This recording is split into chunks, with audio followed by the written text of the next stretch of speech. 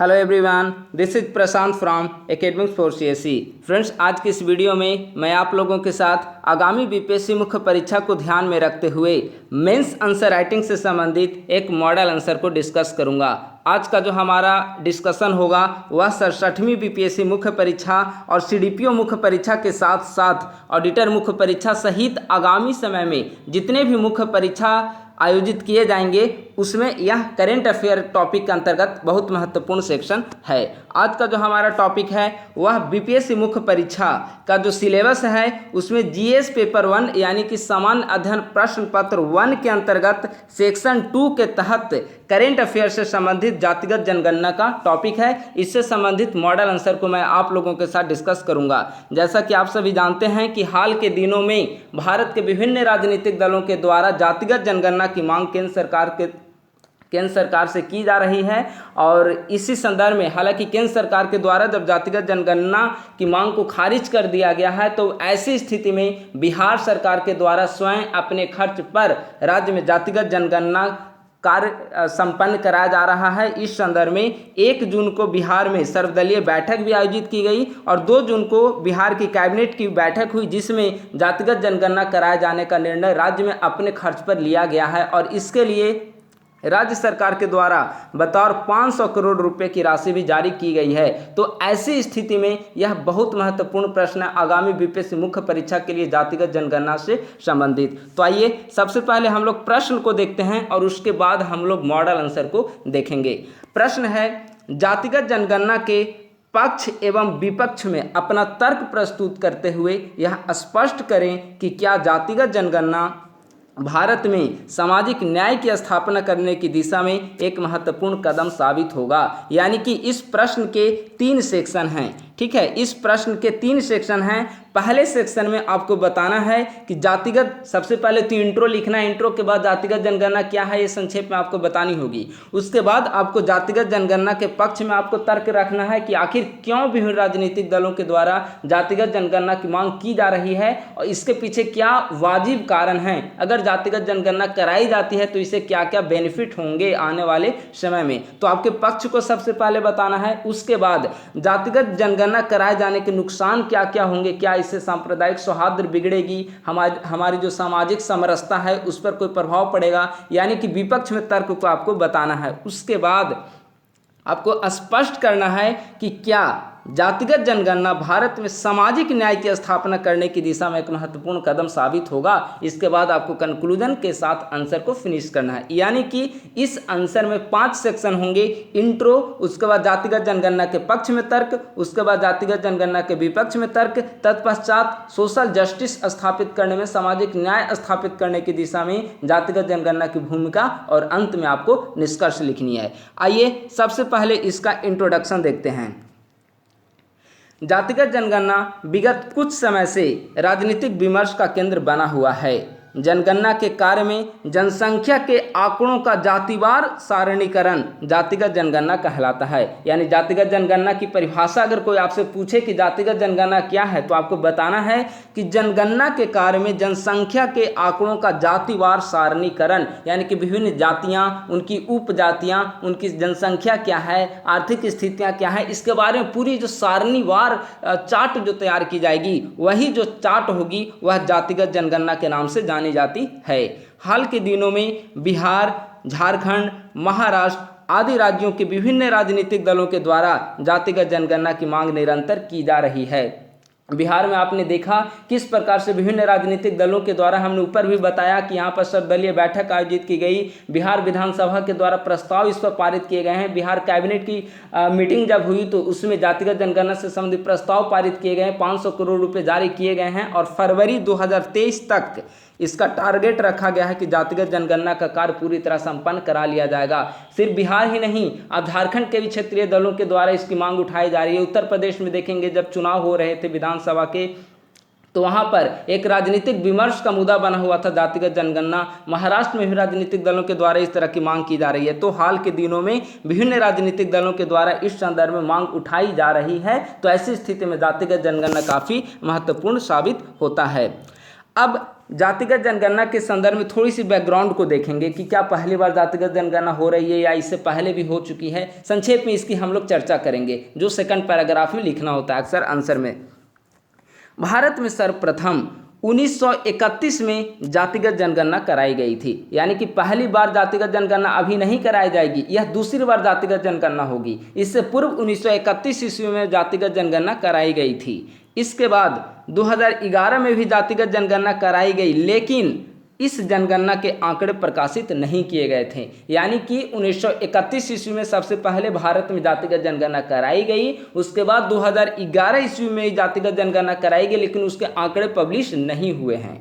स्वतंत्रता प्राप्ति के बाद से सिर्फ अनुसूचित जाति यानी कि शेड्यूल कास्ट और अनुसूचित जनजाति यानी कि शेड्यूल ट्राइब्स संबंधी आंकड़े एकत्रित व प्रकाशित किए जा रहे हैं। यानी कि जब जनगणना होती है तो उस जनगणना के माध्यम से हमें अनुसूचित जाति और जनजातियों की जनसंख्या कितनी है इसके बारे में तो हमें जानकारी प्राप्त हो जाती है, लेकिन इसके अलावा जितने कास्ट हैं, ओबीसी में विभिन्न जो जातियाँ हैं, उपजातियाँ हैं, उनकी जनसंख्या क्या है, उनकी सोशल स्टेटस अभी क्या है, इकोनॉमिक अभी स्थिति उनकी क्या है, इसके बारे में हमें कहीं से कोई जानकारी प्राप्त नहीं हो पाती है। इसीलिए विभिन्न राजनीतिक दलों के द्वारा यह मांग की जा रही है कि हमें इसकी जानकारी होनी चाहिए, ताकि हम उस वर्ग को टारगेट करके हम उनके लिए, उनके बेनिफिट के लिए, उनके लिए कल्याणकारी योजनाओं का निर्माण कर सकें। तो यह है जातिगत जनगणना का बैकग्राउंड, जातिगत जनगणना का इतिहास। अब जो प्रश्न की डिमांड थी जातिगत जनगणना के पक्ष और विपक्ष में तर्क देना, तो सबसे पहले हम लोग जातिगत जनगणना के पक्ष में, जातिगत जनगणना के फेवर में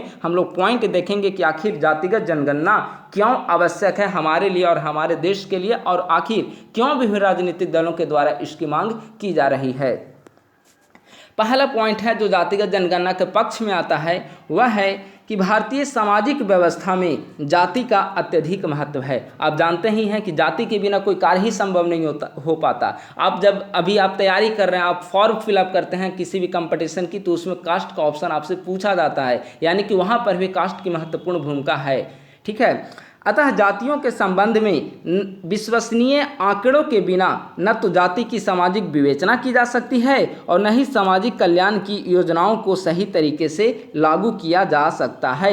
यानी कि भारतीय सामाजिक व्यवस्था में जाति की बहुत महत्वपूर्ण भूमिका है, और इसीलिए जाति के जब तक विभिन्न जातियों के बारे में हमारे पास जब तक आंकड़े नहीं होंगे, जब तक सफिशिएंट डेटा नहीं होगा, तब तक हम न तो हमारी सामाजिक स्थिति क्या उसके बारे में हम किसी को बता सकते हैं, और नहीं सामाजिक कल्याण यानी कि सोशल वेलफेयर स्कीम हम उनके लिए निर्माण कर सकते हैं, उनके लिए सही तरीके से लागू कर सकते हैं। इसीलिए जातिगत जनगणना अनिवार्य है। उन जातिगत जनगणना के पक्ष में पहले तर्क थे।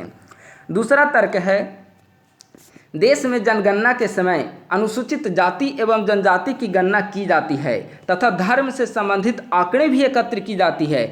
ऐसी स्थिति से पिछड़ी जातियों से संबंधित आंकड़े न लिया जाना उनके विकास की दृष्टि से उचित नहीं है। इसका एक्सप्लेनेशन अगर मैं संक्षेप में करूं तो होता क्या है कि जब जनगणना होती है, जैसे 2011 में जनगणना हुई, अब 2021 में जनगणना होनी थी लेकिन कोविड के कारण डिले हो गया है, तो जो प्रति 10 वर्ष पर जो जनगणना आयोजित की जाती है उसमें शेड्यूल कास्ट एवं शेड्यूल ट्राइब्स की जनसंख्या को तो काउंट कर लिया जाता है, और उनके हिसाब से, जनसंख्या के हिसाब से उनके लिए वेलफेयर स्कीम का निर्माण कर दिया जाता है। लेकिन ओबीसी में जितने वर्ग हैं उनकी जनसंख्या का पता ही नहीं है, तो सरकार कैसे उनके लिए कल्याणकारी योजनाओं का निर्माण करे, यह सबसे बड़ा सवाल खड़ा होता है। ऐसी स्थिति में जातिगत जनगणना आवश्यक है, यानी कि जातिगत जनगणना के पक्ष में यह दूसरा तर्क हुआ। अगला तर्क है, जनगणना में पिछड़े वर्गों की गणना से उनके वास्तविक आंकड़ों के साथ ही उनकी शैक्षणिक, आर्थिक एवं सामाजिक स्थिति के बारे में भी महत्वपूर्ण जानकारी प्राप्त होगी, जो कि उनके विकास के लिए आवश्यक है। अभी हमने बताया था कि जातिगत जनगणना के माध्यम से विभिन्न जातियां, उपजातियां, उनकी आर्थिक स्थिति क्या है, सोशल बैकग्राउंड क्या है, शैक्षणिक स्थिति क्या है, कहाँ तक वे पढ़े लिखे हैं, कितने स्किल्ड लेबर उनके पास हैं, इन सबों के बारे में एक पूरी इंफॉर्मेटिव आइडियाज गवर्नमेंट को पता चल जाएगी। और जब गवर्नमेंट को इतनी सारी जानकारी किसी एक कम्युनिटी, किसी वर्ग, किसी कास्ट के बारे में पता चलती है, तो सरकार उसके डेवलपमेंट के लिए बहुत ज़्यादा काम कर सकती है। सरकार को पता चलेगा कि इसकी कमजोरियां क्या क्या हैं, किन क्षेत्रों में हम इन्वेस्ट करें कि उस कम्युनिटी का, उस वर्ग का डेवलपमेंट हो। तो जातिगत जनगणना इसलिए भी आवश्यक है। अगला पॉइंट है जाति आधारित जनगणना को राष्ट्र निर्माण के लिए आवश्यक कदम माना जा सकता है। यह राष्ट्रीय एकता व सामाजिक समरसता स्थापित करने का एक अवसर है, क्योंकि एक वर्ग को सत्ता एवं संसाधनों को वैध हिस्सों से वंचित कर राष्ट्र निर्माण संभव नहीं है। इसका कहने का मतलब हुआ, इसका कहने का तात्पर्य है कि जातिगत जनगणना के माध्यम से जब विभिन्न वर्गों की स्थिति का हमें पता चल पाएगा, तो सोशल वेलफेयर जब हम उनके लिए बनाएंगे तो इससे जो कमज़ोर तबके हैं, जो पिछड़े तबके हैं, उनका भी डेवलपमेंट हो पाएगा और इस तरह से एक सामाजिक भेदभाव की स्थिति समाज में नहीं रह पाएगी और समाज के सभी वर्ग एक समान हो जाएंगे, एक समान स्तर पर हो जाएंगे, विकास के एक समान स्तर को, विकास के एक समान लेवल को वे प्राप्त कर पाएंगे। इससे क्या होगा, सामाजिक सौहार्द बना रहेगा, सांप्रदायिक सौहार्द बना रहेगा और समाज के सभी वर्गों का डेवलपमेंट होगा। तो इसीलिए भी जातिगत जनगणना आवश्यक है। अगला पॉइंट है जो कि जातिगत जनगणना के पक्ष में 5वें पॉइंट हमने लिखा है, जातियों के सशक्तिकरण से ही जाति व्यवस्था को समाप्त किया जा सकता है। इसके लिए जातियों की सही स्थिति को जानना आवश्यक है, क्योंकि जातियां जब तक, देखिए, हमें विभिन्न जातियों के बारे में जब तक पता नहीं चलेगा, अगर सभी जातियां ही सशक्त हो जाए भारत में, तो जाति व्यवस्था का कोई मतलब ही नहीं रहेगा। यानी कि जो पिछड़ी जातियां हैं, जातिगत जनगणना के माध्यम से हमारे पास उनके डेटा प्राप्त होंगे और उन डेटा के माध्यम से सोशल वेलफेयर स्कीम उनके लिए बनाई जाएगी और सोशल वेलफेयर स्कीम के माध्यम से जब उनका डेवलपमेंट होगा और डेवलपमेंट के माध्यम से समाज के सभी जातियों का सशक्तिकरण होगा, समाज के सभी जातियां जो होंगी वे एम्पावर्ड होंगी। ऐसी स्थिति में जाति व्यवस्था को कोई मतलब ही नहीं रहेगा, क्योंकि विभिन्न जाति के लोग एक समान दायरे में आ जाएंगे, विकास के एक समान स्तर को प्राप्त कर लेंगे। ऐसी स्थिति में कौन व्यक्ति किस कास्ट का है, कौन व्यक्ति किस कम्युनिटी का है, इसका कोई मतलब ही नहीं होता, क्योंकि सभी डेवलपमेंट के स्तर को प्राप्त कर चुके होंगे। तो इस प्रकार से जातिगत जनगणना के बारे में, जातिगत जनगणना के पक्ष में हमने कई सारे पॉइंट को रखा है। उम्मीद है कि आपको ये सभी पॉइंट क्लियर हो गए होंगे। अगर पॉइंट क्लियर नहीं हो तो कमेंट सेक्शन में आप इसे कमेंट करिए और मैं इसका रिप्लाई देने की कोशिश करूंगा। अब जो प्रश्न का दूसरा सेक्शन है, जातिगत जनगणना के विपक्ष में अपने तर्क को देना है। हमने समझा विभिन्न पॉइंट्स के माध्यम से कि जातिगत जनगणना क्यों अनिवार्य है। अब देखते हैं कि जातिगत जनगणना कराने से क्या क्या नुकसान का सामना हमें करना पड़ सकता है या सरकार क्यों जातिगत जनगणना कराने से कतरा रही है।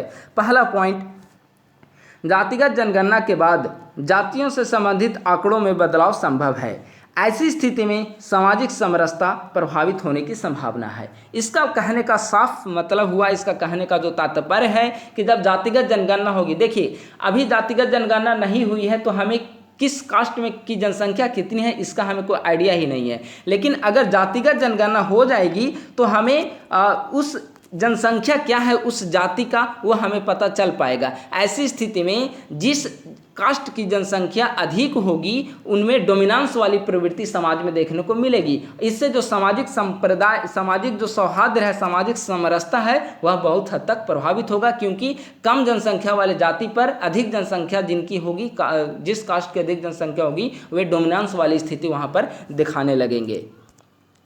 दूसरा पॉइंट है इसके विपक्ष में कि जातिगत जनगणना से देश में जातिवाद को बढ़ावा मिलेगा। इससे समाज के एक वर्ग को हाशिए पर जाने की आशंका जताई जा रही है। यानी कि आज का जो समय है हमारे लिए वह वैश्वीकरण का युग है, ग्लोबलाइज्ड ईरा है और ग्लोबलाइज्ड ईरा में जब सभी लोग विकास पर फोकस कर रहे हैं तो ऐसी स्थिति में हमें फिर से विकास से वापस मुड़कर कास्ट, सब कास्ट, कैटेगरी, कम्युनिटी, रिलीजन आदि फैक्टर पर जाना कितना उचित कदम माना जाएगा, यह विपक्ष में एक महत्वपूर्ण तर्क है। क्योंकि अगर जातिगत जनगणना कराई जाती है तो इससे फिर से हमारे समाज में जातिवाद को बढ़ावा मिलेगा, जाति के आधार पर विभिन्न राजनीतिक दल भी उभर सकते हैं, इसकी भी संभावना है।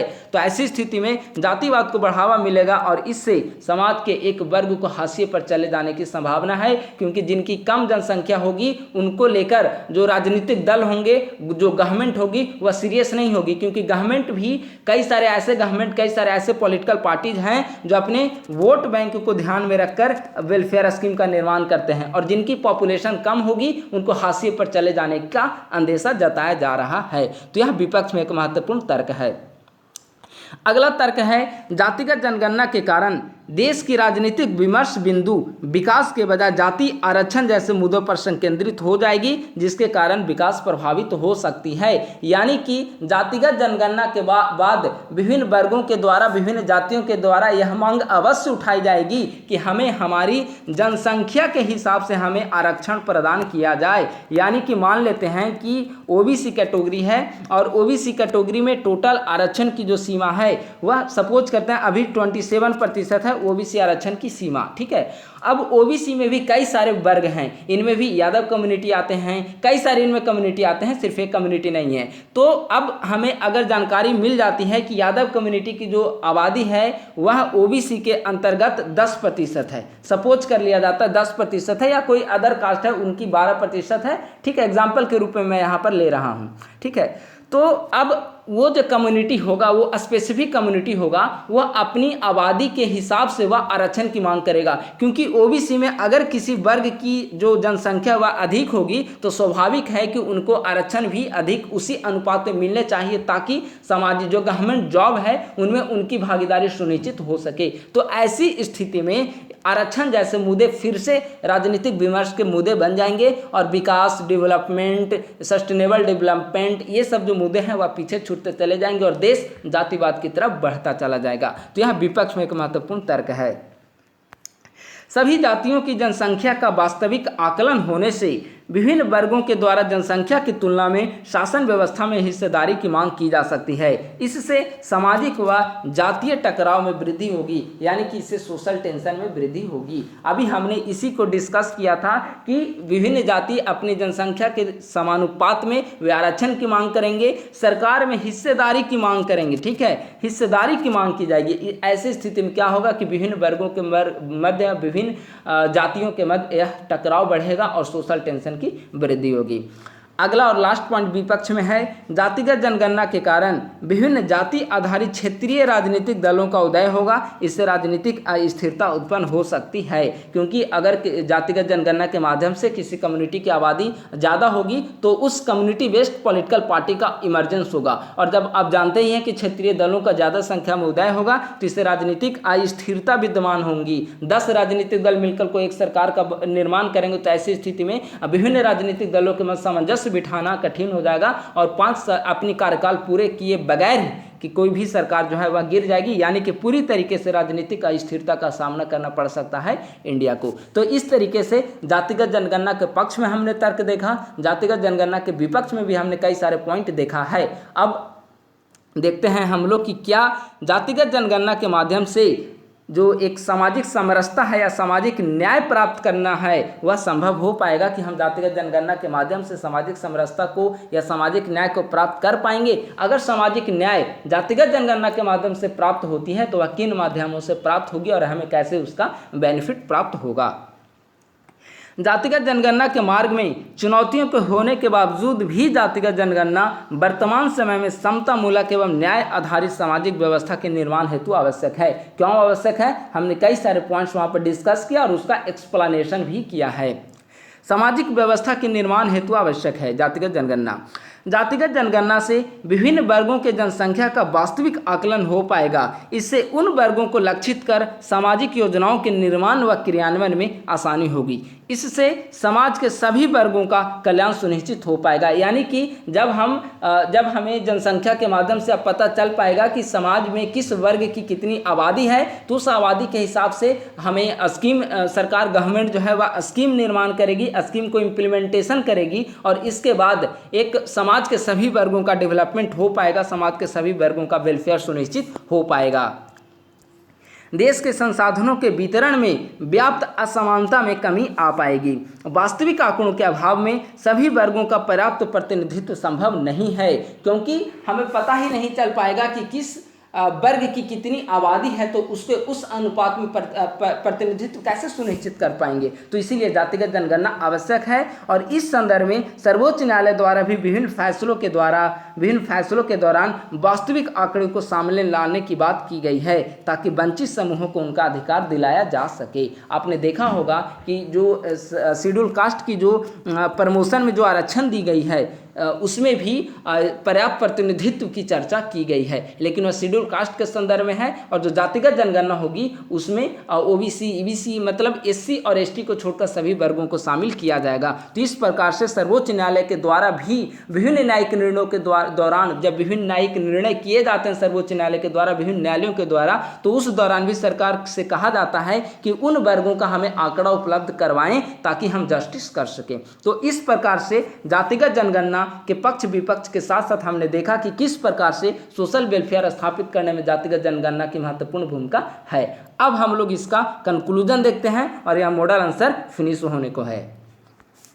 निष्कर्षतः कहा जा सकता है कि जातिगत जनगणना सामाजिक न्याय एवं समतामूलक समाज को स्थापित करने की दिशा में एक महत्वपूर्ण कदम साबित हो सकती है। सभी राजनीतिक दलों को इस मुद्दे पर एक मतता के साथ कार्य करना चाहिए ताकि सामाजिक सौहार्द भी बना रहे और देश भी प्रभावित न हो। यानी कि हमारा देश जो है वह जातिगत जनगणना के माध्यम से सामाजिक सौहार्द तो देश में बना ही रहे और डेवलपमेंट की दिशा में अग्रसर हो, समाज के सभी वर्गों का कल्याण सुनिश्चित हो सके। तो इस प्रकार से आज के इस वीडियो में हमने आगामी बीपीएससी मुख्य परीक्षा, यह जो प्रश्न है वह सिर्फ 67वें और सीडीपीओ के लिए नहीं है, आपका ऑडिटर मेंस आने वाले समय में होने वाले हैं बिहार में। इसके अलावा डबल एओ का जब मेंस एग्जाम होगा, अगर उसका सिलेबस बीपीएससी के अनुरूप रहा तो उसमें भी यह प्रश्न संभावित है। यानी कि आने वाले समय में बीपीएससी मुख्य परीक्षा जितने भी आयोजित किए जाएंगे हाल के वर्षों के लिए, तो जातिगत जनगणना काफी महत्वपूर्ण टॉपिक के रूप में यह उभर चुका है और आपको इसके सारे डायमेंशन को कंप्लीट करने होंगे। अंत में एक महत्वपूर्ण सूचना आप सभी के लिए है, हमारे द्वारा टेलीग्राम चैनल पर डेली आंसर राइटिंग निःशुल्क प्रारंभ किया जा रहा है। उसमें टेलीग्राम चैनल पर भी विभिन्न टॉपिक समय समय पर प्रश्न शेयर किए जाएंगे और आपको प्रश्न का उत्तर लिखकर निर्धारित समय में आपको टेलीग्राम पर सेंड करना होगा। इसका टेलीग्राम चैनल का लिंक नीचे डिस्क्रिप्शन बॉक्स में दिया जा रहा है, आप उसे टेलीग्राम चैनल को ज्वाइन कर लीजिए और बीपीएससी मुख्य परीक्षा में अपनी सफलता को सुनिश्चित कर सकते हैं आंसर राइटिंग उत्तर लेखन के माध्यम से। थैंक यू सो मच, बहुत बहुत धन्यवाद।